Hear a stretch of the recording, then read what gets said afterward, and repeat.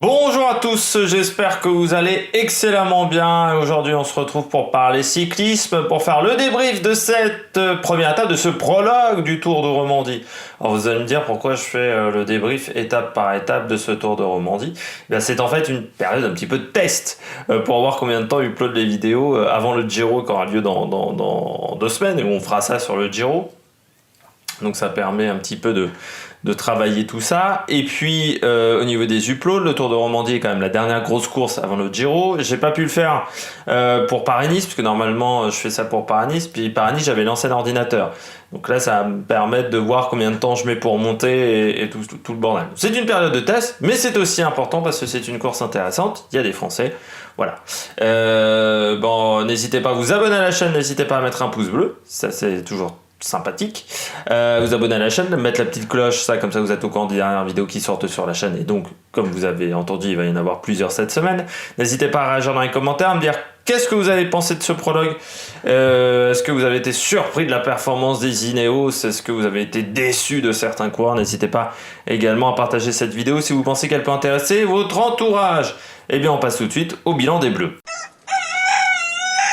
Le bilan des Bleus pour ce prologue qui faisait 4 km, donc qui était très court, à peu près 5 minutes 30 je crois d'effort, 5,40 d'effort de tête, c'était 5,26 voilà pour les meilleurs. On va commencer avec Rémi Cavagna qui a pas fait un mauvais chrono. Je m'attendais pas à ce qu'il soit devant. Rémi Cavagna il fait 4ème à 10 secondes, donc c'est-à-dire qu'il est dans les temps de Geraint Thomas et Richie Porte. Pourquoi je m'attendais pas à ce que Rémi Cavagna soit devant? Tout simplement parce que je sais qu'il n'aime pas trop les contre-la-montre très courts, Rémi Cavagna.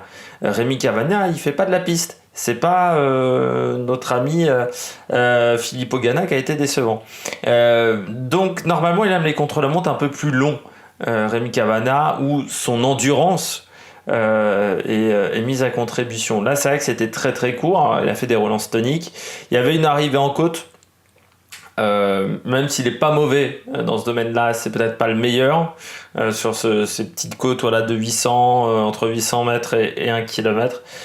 Et il est tombé sur un grand Rohan Dennis également, il faut pas l'oublier. C'est un beau chrono parce qu'il s'est bien mis en route. C'est une course où je pense qu'on devrait le voir peut-être dans les échappées, ou peut-être travailler pour Masnada, notamment chez De Koninck.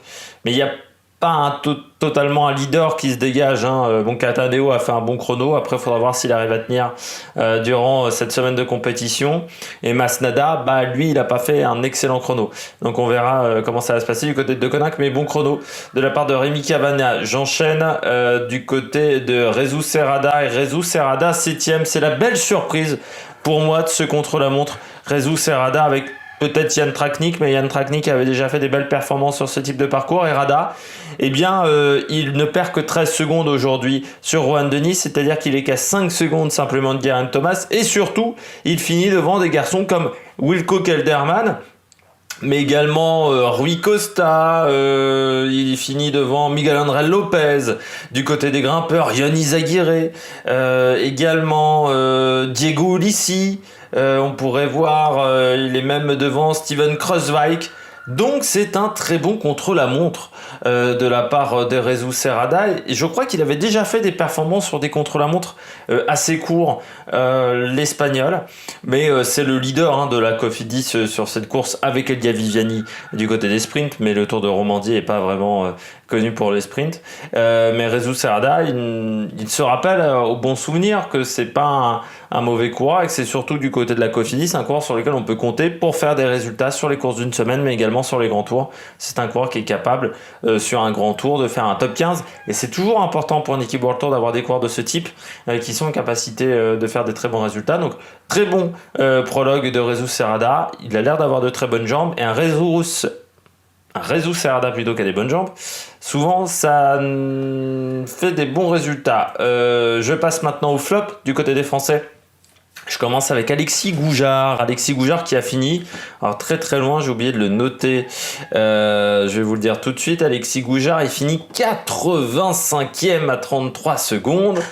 Alors ça aurait pu être pire, il aurait pu faire le temps de Chris Froome. Mais du côté d'Alexis Goujard, ça a été un chrono compliqué. C'est assez surprenant, Goujard. Depuis 2 ans, il a complètement disparu des radars. C'est un coureur qui était, on se souvient, il avait fait une belle année 2018. On se souvient des championnats du monde à Bergen. Il fait le contre-la-montre des championnats à Bergen, des championnats du monde à Bergen. Il est en capacité de faire un top 5 ce jour-là, sans son problème mécanique dans la dernière montée. C'est assez incroyable, moi je trouve, Alexis Goujard, de voir que ce coureur-là, depuis 2 ans, il n'y a pas un résultat potable de tête. Pour moi, il n'y a pas eu grand-chose. Même déjà 2019, je pense qu'il doit falloir un petit peu chercher pour 2019 au niveau des résultats. Et 2021 n'a pas l'air de partir sous de meilleurs auspices. Pas mal d'abandons, pas mal sur les classiques flandriennes. C'est dommage parce que c'était un très très bon coureur. Sur le contre-la-montre, il se défendait vraiment bien aussi. Dommage qu'aujourd'hui, chez AG2R, il n'arrive pas à s'en sortir. Mais c'est assez récurrent chez AG2R d'avoir des coureurs de ce type qui sont pas... font des bonnes premières saisons et puis après, ça a du mal à enchaîner. En sachant que chez AG2R, il n'y a pas grand monde qui a fait un bon contre-la-montre. Alors Ben O'Connor, 24 secondes, ça commence déjà à compter un petit peu. Champoussin, lui, c'est 27. Et puis la pépite finlandaise, c'est comme ça qu'il nous l'avait vendu, Vincent Lavenu. Jaakko Henninen a fait 48 secondes, 125e. On sent la pépite. C'est vrai que Vincent Lavenu, il est un peu comme Jérôme Berdodo. C'est-à-dire à survendre des gens, il est aussi très très bon dans ce domaine-là. Et je termine avec l'équipe de Marc Madiot, avec Stefan Kung.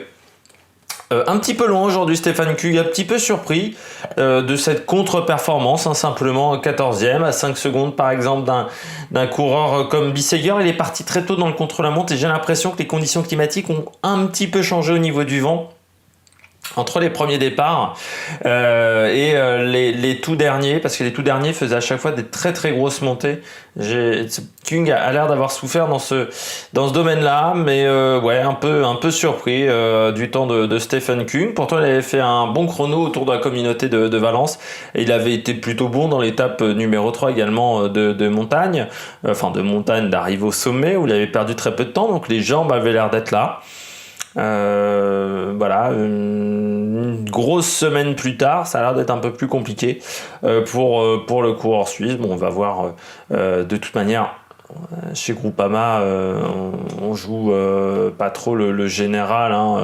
Naturellement, on pourrait dire qu'il y a Reichenbach. Et j'ai peur que ça soit quand même un petit peu court, Sébastien Reichenbach, sur ce type de parcours. Donc dommage pour Stefan Kung, parce qu'il y avait peut-être une opportunité d'aller chercher un maillot de leader aujourd'hui, et ça lui a un petit peu passé sous le nez. On passe tout de suite au coureur au top. Attaque de Marlou! Du côté des coureurs au top, pour aller vite, parce que je veux que la vidéo fasse pas plus d'un quart d'heure. Je commence avec Rohan Dennis. Rohan Dennis, ça a été costaud aujourd'hui. Ça a été costaud. Il bat Filippo Ganna. Je suis à moitié surpris. Je pensais que Filippo Ganna, sur un effort aussi court comme ça, allait mieux s'en sortir parce que c'est quand même de base un poursuiteur. Mais le problème, c'est que Filippo Ganna, il y avait une arrivée en côte. Je pense aussi que Filippo Ganna, il revient d'une longue période d'inactivité et que ça a dû jouer un petit peu. Du côté de Rohan Dennis, on sait très bien qu'il grimpe bien. Et donc, quand il est dans la côte, il a fait vraiment une belle montée. Et puis, il avait bien démarré sur le plat. Rohan Dennis, va falloir s'en méfier quand même cette semaine parce que autant sur les étapes de haute montagne, je pense que Richie Porte et Geraint Thomas sont bien meilleurs. Par contre, sur les montée beaucoup plus courte, sur des étapes à 2000-3000 mètres de dénivelé positif, je pense que dans ce genre de cas, il est très très fort et il va falloir faire attention à lui. Et puis s'il a les mêmes jambes que sur le Tour d'Italie l'année dernière, il avait quand même montré de belles aptitudes en montagne. Je continue avec Richie Porte. Alors Geraint Thomas finit deuxième, Richie Porte juste derrière, mais Richie Porte dans la dernière montée, c'est vraiment le coureur qui m'a le plus impressionné. Il a fait toute la dernière montée en danseuse, il a été vraiment très très fort dans cette dernière montée, Richie Porte. Pourtant il était parti assez moyennement, Je crois qu'il était 50e au premier intermédiaire. Et sur le retour, il a vraiment repris énormément de temps. Donc ça veut dire que les jambes sont excellentes. Et on ne sait pas trop entre lui et Geraint Thomas qui est le leader. Mais je peux juste dire que j'ai l'impression que Richie Porte a des belles jambes et que Geraint Thomas va devoir faire attention aux coureurs australiens parce que la tâche ne sera pas facile et Geraint Thomas joue peut-être beaucoup sur cette course au niveau du leadership chez Ineos. Je termine avec Sepp Kuss. Pourquoi Sepp Kuss? Parce qu'il est 13e à simplement 16 secondes et pour un grimpeur comme Sepp Kuss, c'était pas forcément l'exercice favori. Pour le coureur américain, c'est pas le meilleur au niveau du contre-la-montre, mais par contre en montagne, il est sacrément costaud cette année et même l'année dernière, Sepp Kuss. Donc va falloir se méfier du coureur américain parce qu'il n'est qu'à 16 secondes.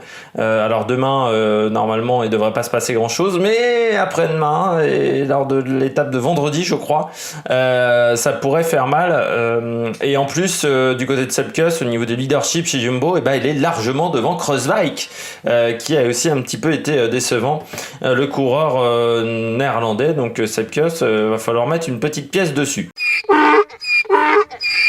On passe au bonnet d'âne rapidement. Je commence avec, il y en a deux. Je commence avec Marc Soler. Marc Soler, ça a été compliqué aujourd'hui pour le coureur de la Movistar. On sait que c'est pas forcément le meilleur sur le contre-la-montre. De là à prendre 26 secondes, il y a peut-être quand même une différence. Je trouve qu'il a pas. Enfin, Marc Soler, vous savez, c'est un coureur avec lequel j'ai un peu du mal depuis 2-3 ans. Je le mets assez souvent dans les flops parce que je trouve que c'est un coureur qui m'avait émerveillé sur Paris-Nice et depuis, il s'est pas passé grand-chose sur Marc Soler. Alors je pensais qu'il avait retrouvé des bonnes jambes l'année dernière en début de Vuelta et puis sur la fin de la Vuelta, on a bien compris que ce n'était pas le cas. Du côté de Marc Soler, ouais, je pense que ça sera compliqué.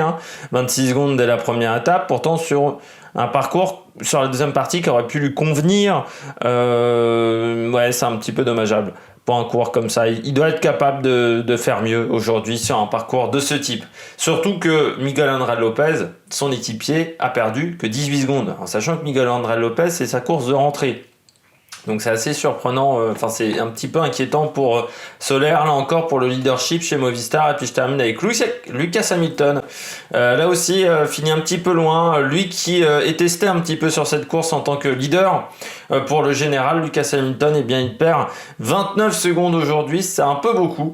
Il va falloir récupérer ce temps et en haute montagne j'ai peur qu'il soit quand même un petit peu limité du côté de l'équipe Bike and Chain. Il sera plutôt bien entouré.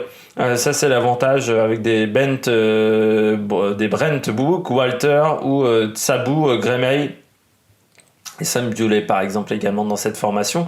Mais Lucas Hamilton, va falloir faire la différence et ça sera pas forcément facile pour Lucas Hamilton en haute montagne. Mais voilà, 29 secondes, c'est un petit peu décevant pour le coureur australien du côté de Bike and Chain. On va voir si les plans ne vont pas changer dans cette formation. On passe l'étape de demain à l'écran. On ne le fera pas pour le Giro, mais pour le Tour de Romandie, je vais pas faire des présentations d'étapes. Donc voilà, rapidement, comment ça va se passer? On sera entre Aigle et Martigny. Aigle, c'est le siège de l'UCI. On va partir sur quelques kilomètres. Voilà, on va prendre une côte de 3e catégorie, la côte de la Race. 2 km 400 à 8,3% de moyenne. J'espère qu'elle sera pas trop dure. Et puis derrière, on est sur un circuit. C'est l'étape la plus propice à une arrivée au sprint. Un circuit, on aura deux côtes, la côte de Produit, la côte de Chamoson, mais qui sont deux côtes de 3e catégorie assez courtes. Il y aura également deux sprints intermédiaires au kilomètre 89, au kilomètre 124. Ça sera une étape de 169 km. Pour moi, les favoris, j'ai mis Peter Sagan, Elia Viviani et ne pas négliger le petit Britannique de la Groupama FDJ, Jack Stewart, parce que on l'avait vu face à Viviani à Cholet-Pays de Loire. S'il n'avait pas été renversé, on va dire, par Nasser Boigny, peut-être qu'il aurait pu faire un bon résultat. Et chez la Groupama, en plus, il n'y a pas forcément un leader. Sagan, va falloir protéger également un petit peu Kelderman. Viviani, on va voir comment ça va se passer avec Carda. Donc Jack Stewart, ça pourrait être intéressant. Ça pourrait également convenir, pourquoi pas, une échappée, même si je pense qu'on est un peu trop tôt dans cette course. J'espère que vous avez aimé cette vidéo. Donc demain, place à l'étape numéro 1, on fera le débrief comme aujourd'hui. N'hésitez pas à vous abonner à la chaîne, n'hésitez pas à partager la vidéo. Si vous pensez qu'elle peut intéresser votre entourage, n'hésitez pas à mettre un pouce bleu. Et puis nous, on se retrouve pour de nouvelles aventures sur la Mec Production. Ciao, ciao!